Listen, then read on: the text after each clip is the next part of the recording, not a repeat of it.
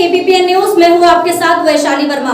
आइए रुक करते हैं आज की बड़ी खबरों की ओर। गाडोदा में शिवमठ गाडोदा धाम में कोरोना काल के बाद धाम में पहली बार श्रीमद् भागवत कथा तथा प्राण प्रतिष्ठा महायज्ञ होगा।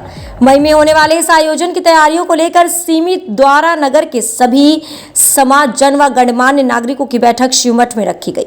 कार्यक्रम के संयोजक पीठाधीश्वर महावीर जाति ने बताया, भागवत कथा 22 से 28 मई तक व मूर्ति प्राण प्रतिष्ठा व भंडारा 29 को आयोजित किया जाएगा। साथ ही श्री 1008 श्री गुलाब जाति जी महाराज की मूर्ति प्राण प्रतिष्ठा महायज्ञ नगर के आचार्यों द्वारा संपन्न कराया जाएगा।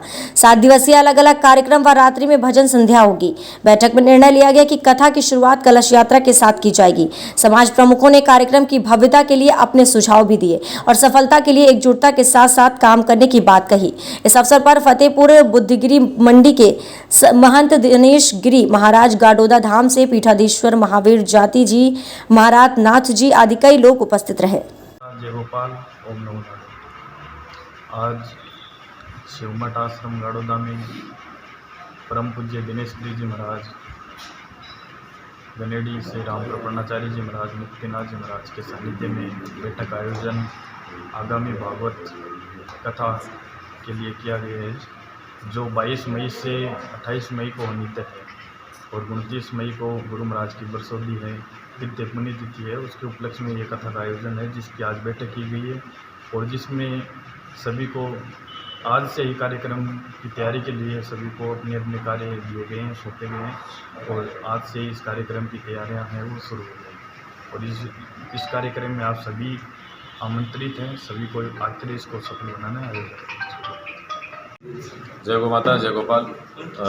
शिवमठ गाडोदा में पूज्य सदगुरु भगवान गुलाब जी महाराज की तृतीय पुण्यतिथि आगामी 29 मई को आने वाली है और उस उपलक्ष्य में आज शिवमठ गाडोदा में पूज्य महावीर जी महाराज और मुक्तिनाथ जी और विष्णु प्रपन्नाचार्य जी महाराज के सानिध्य में और एक बैठक सभी कार्यकर्ताओं के प्रमुख भक्तों के सानिध्य में हुई है और उसमें ये तय किया गया है कि जो सदगुरु भगवान की पुण्यतिथि आ रही है उस पर उनकी समाधि का निर्माण, भव्य समाधि का निर्माण हुआ है।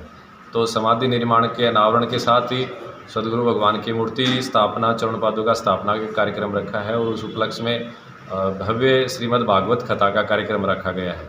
ये दास का सौभाग्य है कि मुझे सदगुरु भगवान के पुण्यतिथि के अवसर पर श्रीमद् भागवत कथा कहने का अवसर प्राप्त होगा और आज उसकी तैयारियों को लेकर भव्य मीटिंग हुई है, जिसमें कार्यक्रम की रूपरेखा तय की गई है, सभी लोगों को जिम्मेदारी दी गई है और एक मेले का सा रूप उस भागवत कथा में रहेगा।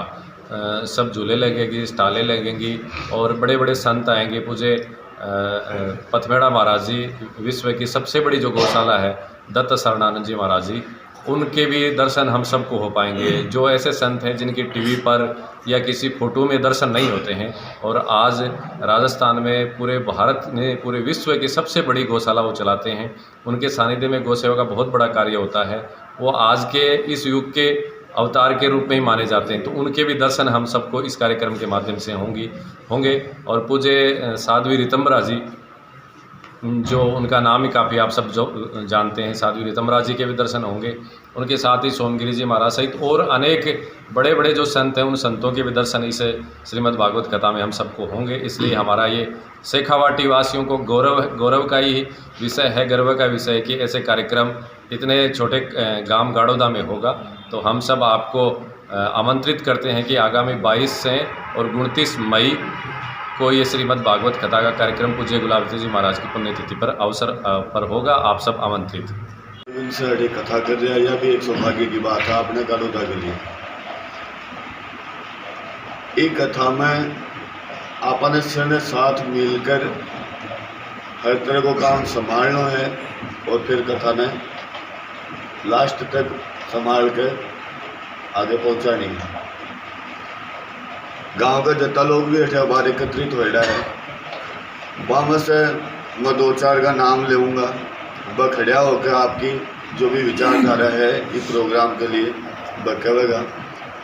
जी हाँ, बार महाराज बताया कि जो आदमी जो कर्तव्य उठा सकता है, जो काम कर सकता है, वो अभी बोले कि मैं ये काम करूँगा। तो मैं ये बोल रहा हूँ कि जितने भी संतों के कार्ड पहुँचने हैं मैं स्वयं गाड़ी लेके जाऊँगा। महावीर जति जी अगर साथ जाएंगे तो ये जाएंगे, नहीं तो इन देश और दुनिया की बड़ी खबरों के लिए हमारे चैनल को सब्सक्राइब और लाइक करना ना भूलें। अपने सुझाव कमेंट में देते रहिए। देखते रहिए KPPN न्यूज़।